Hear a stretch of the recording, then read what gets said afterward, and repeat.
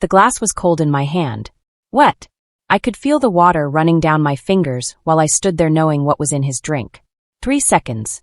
That's all it would take. This man ran half of Chicago from the shadows. Nobody touched him.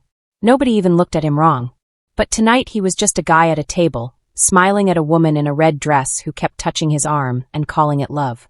I knew what she put in that glass, and I had maybe 1 second to decide if I was going to do something about it, or keep my head down, walk away, and pretend I saw nothing. Staying quiet meant staying alive. Speaking up meant losing everything I had left. The glass was almost at his lips.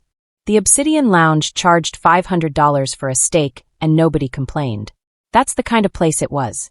Smoked quartz chandeliers. Men in suits who never raised their voices. Conversations that could buy and sell people like me. I'd been working here 2 years. Long enough to know how to move through a room without anyone really seeing you. Black girl, white apron, silver tray. You learn fast that invisible is safer. But I heard something I wasn't supposed to hear. 10 minutes ago I was in the bathroom restocking hand towels when Boare-ku walked in. She didn't come to fix her lipstick. She flipped open her compact, looked at herself in the mirror, and set it flat, no emotion, no hesitation, like she was confirming a dinner reservation. The glass is prepped. He won't make it to the main course. Then she snapped the compact shut and walked out. Now I was standing at table 4.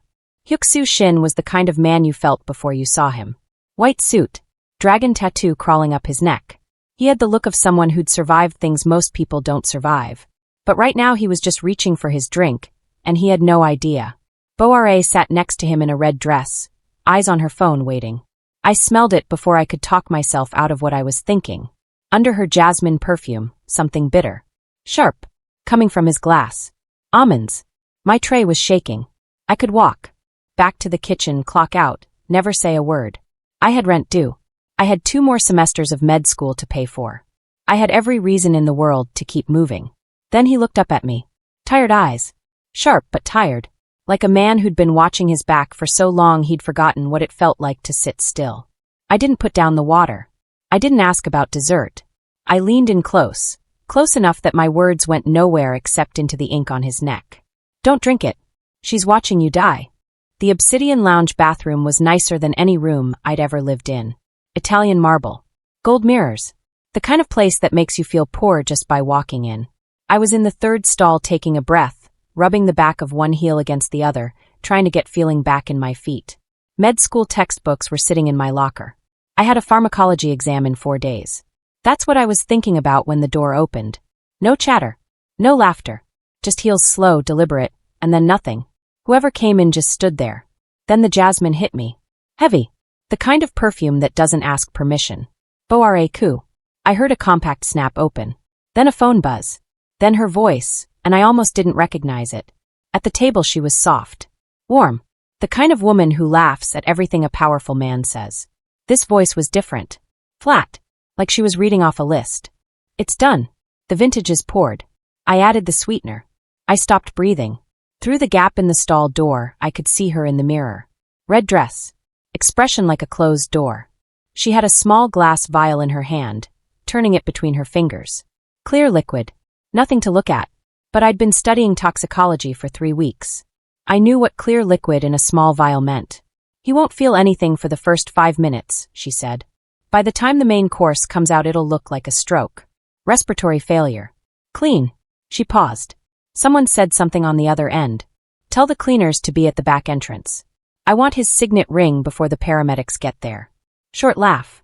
Then she dropped the vial back in her clutch, snapped it shut, and walked out. I stood in that stall for maybe 10 seconds. I knew exactly what that toxin would do. I'd read it in a chapter one almost skipped. It paralyzes the lungs. You can't breathe, but you're still completely awake. You feel everything. It just looks like a stroke from the outside. No bruises, no mess, no obvious cause. Hyuk-soo Shin was not a good man. I knew that much from 2 years of working his table. But I'm going to be a doctor. I pushed the stall door open, smoothed my apron, and walked out. I had to get to table 4. I crossed the floor with an empty tray and nowhere to be. The music was still going. People were still eating. Nobody looked at me, which was the point. 2 years of making myself small in this room, and tonight it was the only thing working in my favor. I got to table 4. Hyuk-soo had one hand resting near the glass. Not holding it yet. Just near it. Boare was beside him, eyes on her phone, thumb not moving. Waiting. The glass sat between them. Amber. Ordinary looking. I knew what was in it. A waitress at the Obsidian doesn't enter a guest space uninvited. You don't lean in. You don't touch. You appear when needed and disappear when you're done. I'd followed that rule every shift for 2 years. I broke it. I stepped in close, closer than I was supposed to, and leaned down like I was reaching across to adjust something on the table. My shoulder grazed his sleeve. Out of the corner of my eye I saw Boare's thumb stop. She was listening. I brought my mouth close to his ear. I could smell sandalwood and cigarettes. I kept my voice so low it was almost nothing. Don't drink it. She's watching you die. I straightened up. He didn't move. Didn't flinch. Didn't turn his head. His hand stayed exactly where it was, next to the glass, not touching it. But his eyes shifted. Not to me. To the table surface. The polish on it was good enough to catch a reflection, and he used it, just a flick of his gaze, to find my face. No panic. No confusion. Just a man running numbers behind his eyes. I stood there holding my empty tray. Boare still hadn't looked up from her phone. Something had just changed in that room, and only 2 people at that table knew it. Stop. If you were Kiera and heard a literal murder plot in the bathroom, would you risk your life to warn a mafia boss, or would you walk out and stay safe? Type risk it or run in the comments right now. He didn't drink it. His fingers stayed near the glass, but he didn't pick it up. He turned to Boare instead. You've been quiet all night, he said. Calm. Conversational. Like he was just noticing. Boare looked up from her phone. The smile came automatically. The warm one, the practiced one. Just work. The gallery's been a mess this week. The gallery. He repeated it back to her like he was tasting the word. Then he picked up the glass and slid it across the table toward her. Slow. Steady. It stopped in front of her hands. You haven't had anything to drink. Take some of mine. The smile didn't drop all at once. It went piece by piece. First her eyes, then her mouth, then the color in her face. She looked at the glass sitting in front of her and said nothing for a moment. You know I don't like whiskey. You've had it before. It's too strong for me. It's 1 sip. He leaned forward slightly. Not aggressive. Just present. For everything you've done for me. I think you can manage that. He reached over and held her wrist. Not hard. The way you hold something you don't want to drop. Boare looked at the glass. Then at him. Her eyes moved to me for just a second. Fast, sharp like a slap. And then back to him. She knew. He knew. The glass sat between them and nobody moved. I was still holding my empty tray. The kitchen was behind me. The front door was across the room. Outside, somewhere, she'd told someone to be at the back entrance. And Hyuk-soo Shin was still holding her wrist, waiting. Boare's hand knocked the glass. Whiskey spread across the white tablecloth, and she opened her mouth to say something. The lights went out. Not a flicker. Not a gradual fade. All of it gone. The chandeliers, the candles, the glow from the bar. The jazz stopped mid-note. I heard the bow scrape across strings, and then nothing. Then the shots started. Suppressed so they weren't loud. Just soft punching sounds and then things hitting the floor. Chairs. People. I couldn't tell. A hand grabbed my arm. Hard. The main doors. Hyuk-soo's voice right at my ear. All the dinner table smoothness gone. They'll be covered. Where else do you have? I couldn't see anything. My brain went blank for a second and then landed somewhere useful. 2 years of walking this building. Every shift, same route. Service tunnel, I said. Through the pantry past the kitchen. Goes down to the sub-basement. The freight elevator's been broken forever so nobody's back there. Go! We stayed low. He kept his hand on my arm, not gentle, not rough, just constant, as we moved through the dark. A muzzle flash lit up the room for half a second, and I saw Boare still standing by the table, not moving, her red dress gone dark in the strobe. We hit the kitchen doors. It was loud in there. Steam, shouting, the clatter of pans going over. The cooks were on the floor. 3 men in black were coming out of the walk-in freezer, and Hyuk-soo was already moving. He had a gun from somewhere inside his jacket, and the kitchen lit up in short, bright bursts. Left, I said. Behind the dishwasher. I shoved a rack of trays aside. Behind it was a door, narrow, wood paint peeling off it. Nobody used it. I'd only opened it once by accident in my first week. We got through. I pulled it shut behind us. Dark. The smell of concrete and old grease, and standing water somewhere below. The sounds from the kitchen went muffled. I couldn't see my own hands. Keep moving, he said. My shoes kept slipping on the floor. His grip stayed on my arm. We moved like that, me finding the walls with my free hand, him right behind me, both of us breathing too hard. Somewhere above us the fighting was still going. Down here it was just the tunnel, and the dark, and whatever was at the end of it. The door behind us came in fast. 1 hit, 2 hits, then the wood gave and 2 men were through it.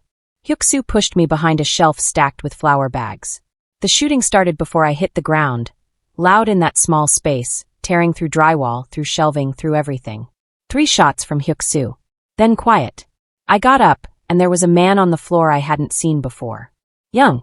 He'd come from somewhere behind us, covering us, I think, and now he was down, back against the tile, one hand pressed to his thigh. I knew what that blood meant before I got to him. Bright red. Fast. Femoral. Leave him, Hyuk-soo said. I was already on my knees. He's got maybe a minute, I said. Help me or don't, but I'm not leaving. I pulled my apron off and folded it into a pad and pressed it hard into the wound. The guy groaned. I grabbed a ladle off the prep shelf behind me, looped the apron strings around his leg, and used the handle to twist it tight. My hands were shaking, but they were doing the right things. Hyuk-soo stood over me and didn't move. Hold this, I said, looking up at him. Right here. Don't let the pressure off. He looked at me for a second. Then he knelt down and put his hand where mine had been. We stayed like that, him holding the tourniquet, me checking the guy's breathing, while the sounds from the dining room kept going. Muffled now, but still there. Back bay's clear, Hyuk-soo said quietly. Go. I'll bring him. I stood up. My hands were dark red. My apron was gone. The white cuff of his jacket was soaked through, and he hadn't looked at it once. He was still watching me. I didn't say anything. I turned and went for the tunnel. The loading bay was cold. Wet concrete, diesel smell, a black SUV idling with its rear door already open. We got in. Hyuk-soo pulled the door shut. The locks clicked. Sangmin Drive. Nothing. The partition was up, smoked glass solid. The driver's silhouette sat perfectly still. Hands on the wheel. Not moving. Then the locks made a second sound. Heavier. The kind that doesn't come standard. I looked at the front console through the gap in the partition. A burner phone on the dash. One message on the screen. It's done. Hyuk-soo saw it too. Sangmin. The driver reached into his jacket. Hyuk-soo went for the partition with his shoulder. Solid, didn't move. Reinforced. Built to protect him from whatever was outside. Now it was keeping him from the man in front. The driver was turning in his seat, arm coming up. The headrest, I said. I don't know where it came from, some safety seminar, first year, a lecturer saying most people don't know cars come with a built-in tool. Pull the headrest off. The pin's on the bottom. Hyuk-soo grabbed it and pulled. It came free. 2 long steel rods on the base. He didn't try to break the glass. He found the seam where the partition met the roof and jammed both pins in and pulled. The driver fired. The round hit the leather next to my head. I felt it more than heard it. I grabbed the fire extinguisher from the floor and hit the side window as hard as I could. Didn't break. But the driver flinched and looked. That was enough. Hyuk-soo got the partition open an inch, maybe 2, and drove one of the pins through the gap into the driver's shoulder. Sangmin screamed. His foot hit the gas. The SUV lurched forward and went into a stack of pallets, and the airbag blew. White dust. The smell of powder. Then quiet. Hyuk-soo climbed over the seat. He dragged Sangmin out the front door and dropped him on the wet concrete. He came back up breathing hard, suit destroyed, and looked at me. Front seat, he said. You're driving. The obsidian debt has just been signed in blood. Hit that plus follow button right now so you don't miss the high-speed chase that changes everything. I got the SUV moving. The loading bay was still lit up behind us, and the rear window took a hit before we cleared the block, a crack spreading out from one point, holding together but done. I didn't look back. The streets were wet. Rain on the windshield, city lights smearing through it. I just drove. Keep it steady. Hyuk-soo's voice was wrong. Too quiet. I glanced over and he was leaning against the door, one hand pressed to his side. The white suit had gone dark from his ribs down. Not a graze. Something had gone in. I could hear his breathing. Wet. Uneven. A sound I recognized from a lecture I'd sat through 8 months ago. The kind where the professor said if you ever hear this in the field, you act immediately. Tension pneumothorax. Lung filling with air it can't release. He had maybe minutes. There's a kid under the seat, he said. I reached down with one hand and found the box. Pulled it onto my lap. Kept driving. I have to vent the pressure, I said. Right now while I'm driving. He didn't answer. His eyes were still open, but he was fading. I didn't have what I needed. No scalpel, no sterile field. A bus coming through an intersection ahead of me. I checked my pocket and found the serrated knife I used for lemons and garnishes at the start of every shift. I grabbed the whiskey from the broken bottle rolling around the console and poured it over the blade.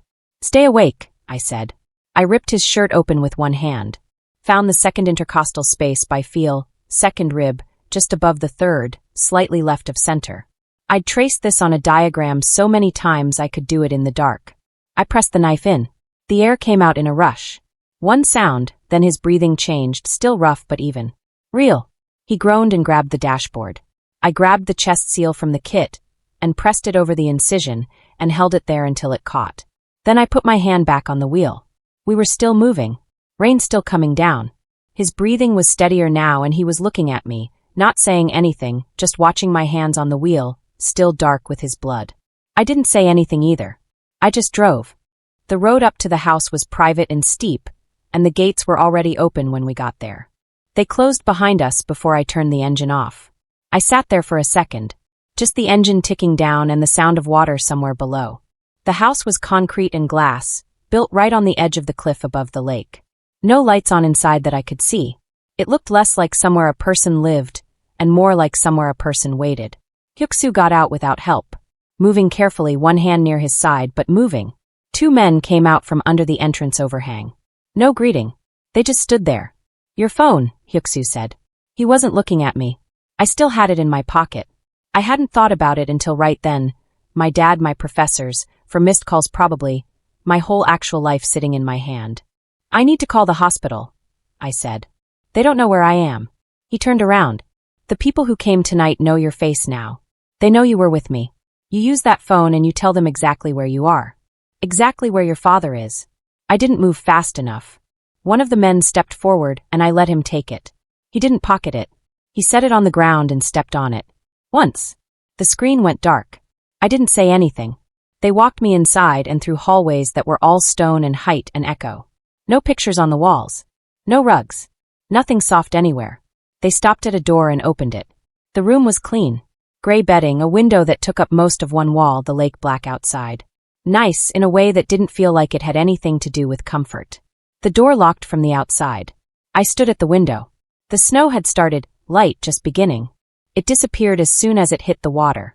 3 hours ago, I was restocking hand towels in a marble bathroom. I pressed my hand against the glass and stood there. I'd scrubbed my hands twice. The blood was gone, but I kept looking at them anyway. The room had given me silk pajamas and expensive soap, and a bed I couldn't sleep in. I was sitting on the edge of it when the lock turned. Hyuk-soo came in wearing a fresh white suit, bandage showing at his collar, moving like nothing had happened, which was either impressive or unsettling. I hadn't decided. He stood at the window with his back to me for a moment. "Your father's hospital bills are paid," he said. "Your tuition too. All of it, through the end of your doctorate." I stood up. "Okay. Thank you. So I can go home." He turned around. "Boere's family knows your face. My brother's people know your face. Last night you cost them something significant, and they don't care that you were just a waitress who made a choice. You're the woman who stopped it. That's all they need. So what does that mean? It means if you walk out the gate you'll be dead before you get back to the city." He crossed the room. Slower than I expected. He stopped close, too close. And for a second I thought he was going to say something else. Instead he reached up and touched my jaw, just briefly, almost like he was checking something. "Your education continues here. Tutors, whatever equipment you need. But you don't leave. You paid for a medical degree I can't use," I said. "You can use it. Here." "That's not what I meant." "I know what you meant." He dropped his hand. "You saved my life. I'm keeping yours. That's the exchange." He paused at the door. "You're the only person in this building who doesn't want something from me. Do you understand how rare that is?" He left. The lock clicked. I sat back down on the bed.